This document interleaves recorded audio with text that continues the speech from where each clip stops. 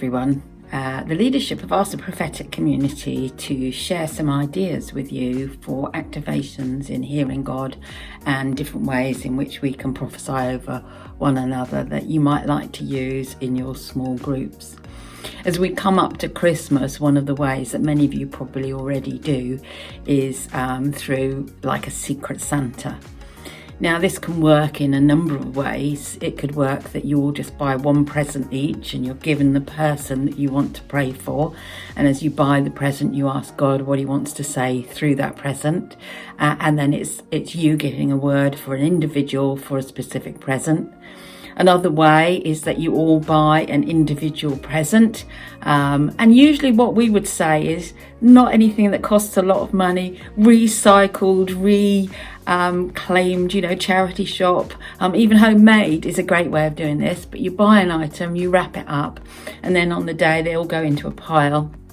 And you take one each, take your opportunity to open it, and then as a group, you all use that object to prophesy over one another.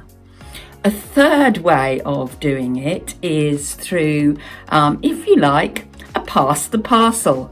In this case, the group leader is the one responsible for wrapping up the presents and wrapping up the parcel. But one of the great things you could do here is you can use little items from around the house, old things out of crackers. They don't have to be big, because the idea is it's not really about the gift. It's more about what God is going to say through the gift. And this way, again, you can do it one or two ways. As the parcel goes round, the person who unwraps it, you can either use whatever they've unwrapped to speak to them, or you can ask them to use that object to ask God who is that object for, to then ask them to get a prophetic word from that object for somebody else who God has given them the name for.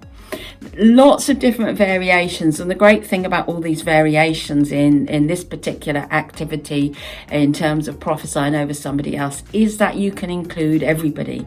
If you've got children in your group, then obviously you don't want to put an onus upon them of they've got to come up with the word, but they can be the ones perhaps to go, oh, this present is for so and so, and then they can be part of it as we listen for what God is saying through that person.